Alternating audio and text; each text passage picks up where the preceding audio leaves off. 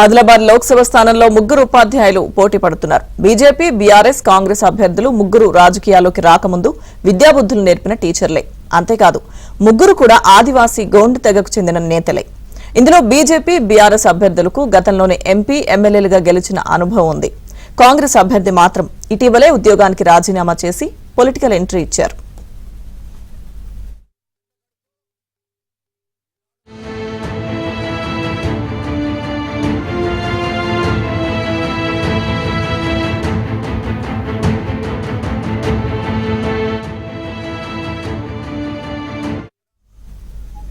Adilabad ST Lok Sabha నియోజకవర్గంలో 3 ప్రధాన పార్టీలు కూడా ముగ్గురు మాజీ ఉపాధ్యాయులను ఎన్నికల బరిలోకి దించాయి.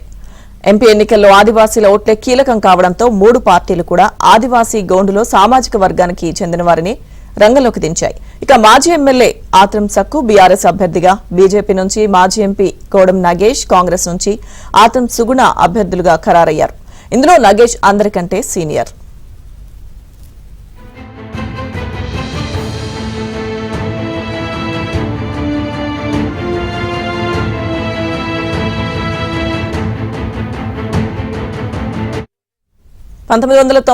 ఎన్నికల్లో నగేష్ టీడీపీ తరపున పోటీ చేశారు. ఈ క్రమంలో ఆయన ప్రభుత్వ ఉపాధ్యాయ కొలువుకు రాజీనామా చేశారు.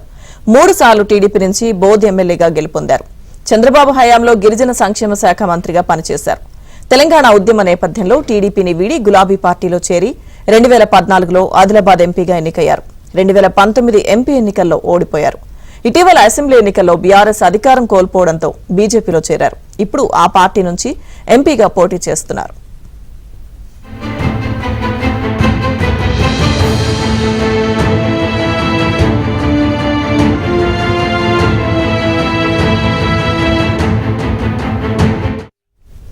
ఇక బీఆర్ఎస్ అభ్యర్థి ఆత్రం సక్కు కూడా 1983 నుంచి 2008 వరకు ప్రభుత్వ ఉపాధ్యాయుడిగా పనిచేశారు.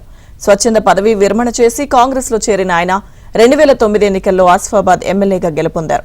ఆ తర్వాత 2014లో కాంగ్రెస్ నుంచి పోటీ చేసి బీఆర్ఎస్ అభ్యర్థి కోవా లక్ష్మి చేతిలో ఓడిపోయారు.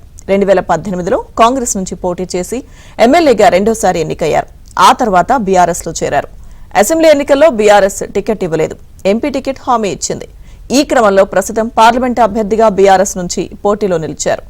ఆదిలాబాద్ పార్లమెంట్ పరిధిలోకి వచ్చే 7 నియోజకవర్గాల్లో ఆదివాసీ సామాజిక వర్గానికి చెందిన ఓట్లు అధికంగా ఉండడం, ఇప్పటికీ 2 సార్లు ఎమ్మెల్యేగా గెలవడంతో అధిష్టానం ఆత్రం సక్కును బరిలోకి దించింది.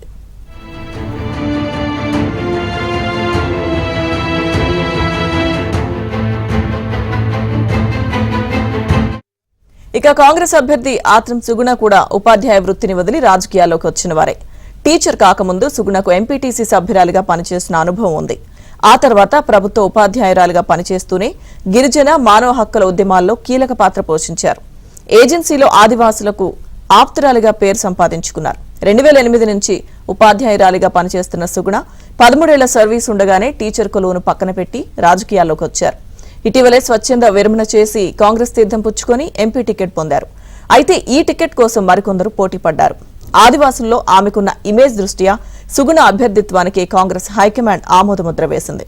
ఇక ఈ పార్లమెంట్ బరిలో ప్రధాన పార్టీ నుంచి బరిలో నిలిచిన తొలి మహిళా అభ్యర్థిగా సుగుణ ప్రచారంలో దూసుకెళ్తున్నారు.